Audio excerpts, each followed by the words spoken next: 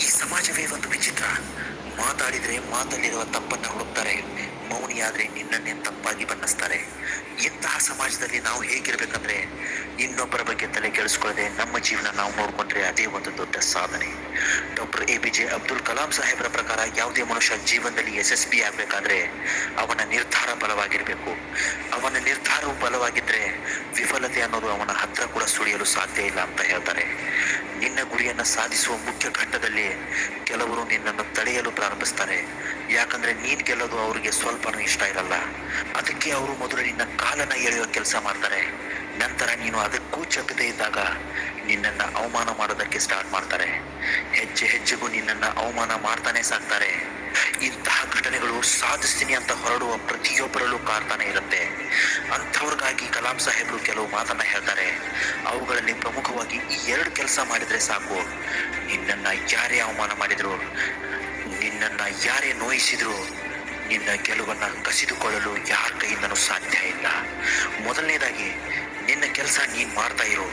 ಮುಂದಿಟ್ಟ ಹೆಜ್ಜೆ ಯಾವುದೇ ಕಾರಣಕ್ಕೂ ಹಿಂದಿಡಬೇಡ. ಕಲಾಂ ಸಾಹೇಬರ ಒಂದು ಮಾತನ್ನ ಹೇಳ್ತಾರೆ, ಅದೃಷ್ಟದ ಮೇಲೆ ಯಾವತ್ತೂ ನಂಬಿಕೆ ಇಡಬೇಡ. ನಿನ್ನ ಮೇಲೆ ನೀನು ನಂಬಿಕೆ ಇಡು. ನಿನ್ನ ಆತ್ಮಬಲದ ಮೇಲೆ ನಂಬಿಕೆ ಇಡು. ನಿನ್ನ ಕಠಿಣ ಪರಿಶ್ರಮದ ಮೇಲೆ ನಂಬಿಕೆ ಇಡು. ಯಶಸ್ಸು ತಾನಾಗಿ ನಿನಗೆ ಸಿಕ್ಕೇ ಸಿಗತ್ತೆ ಅಂತ ಹೇಳ್ತಾರೆ.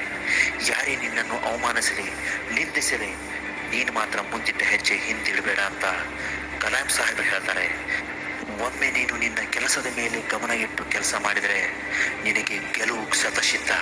ನಿನ್ನ ಗೆಲುವನ್ನ ಅವರು ನೋಡಿದರೆ ಅವರು ನಿನ್ನನ್ನು ಅವಮಾನಿಸಿದಿರಲಿ, ನಿನ್ನ ಮುಖ ಕೂಡ ನೋಡೋದಕ್ಕೆ ಭಯ ಪಡ್ತಾರೆ. ಎರಡನೇದು, ಅವಮಾನಿಸುವವರು ಅವಮಾನಿಸಲಿ, ನೀನು ಮಾತ್ರ ಎಲ್ಲರನ್ನ ಕಡೆಗಣಿಸು.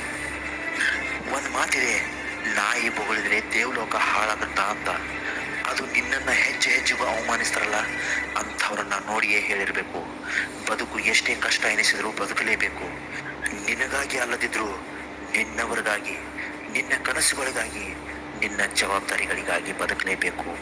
ಇಲ್ಲಿ ಯಾರು ನಿನ್ನ ಕಣ್ಣೀರನ್ನು ಗಮನಿಸೋದಿಲ್ಲ, ಯಾರು ನಿನ್ನ ಕಷ್ಟಗಳನ್ನು ನೋಡೋದಿಲ್ಲ, ಯಾರು ನಿನ್ನ ಸಂಕಷ್ಟಗಳನ್ನು ಕೇಳೋದಿಲ್ಲ. ನಿನ್ನ ಶಕ್ತಿ ಏನು ಅಂತ ಅಂತಹ ಜನರಿಗೆ ನೀನು ತೋರಿಸಿಕೊಡು. ಆತ್ಮವಿಶ್ವಾಸ ಮತ್ತು ಕಠಿಣ ಪರಿಶ್ರಮ ಸೋಲು ಎಂಬ ರೋಗವನ್ನು ಕೊಲ್ಲುವುದಕ್ಕೆ ಅತ್ಯುತ್ತಮ ಔಷಧಿಗಳಾಗಿದೆ. ಅವು ನಿನ್ನನ್ನು ಪ್ರಪಂಚದಲ್ಲಿ ಉತ್ತಮ ವ್ಯಕ್ತಿಯನ್ನಾಗಿ ಮಾಡುತ್ತೆ. ಕೊನೆಗೊಂದು ಮಾತು, ಇತರರಿಗಾಗಿ ನಿನ್ನ ಸ್ವಂತಿಕೆಯನ್ನು ಬಿಟ್ಟುಕೊಡ್ಬೇಡ. ಯಾಕಂದ್ರೆ ಈ ಪ್ರಪಂಚದಲ್ಲಿ ನಿನ್ನ ಪಾತ್ರ ನಿನಗಿಂತ ಚೆನ್ನಾಗಿ ನಿಭಾಯಿಸುವುದಕ್ಕೆ ಯಾರ ಕೈಯಿಂದಲೂ ಸಾಧ್ಯ ಇಲ್ಲ. ಡಾಕ್ಟರ್ APJ ಅಬ್ದುಲ್ ಕಲಾಂ ಸಾಹೇಬರ ಇನ್ನಷ್ಟು ನುಡಿಮುತ್ತುಗಳೊಂದಿಗೆ ಮತ್ತೊಂದು ವಿಡಿಯೋದಲ್ಲಿ ತಪ್ಪದೆ ಸಿಗೋಣ. ನಮಸ್ಕಾರ, ಎಲ್ರಿಗೂ ಒಳ್ಳೆಯದಾಗಲಿ.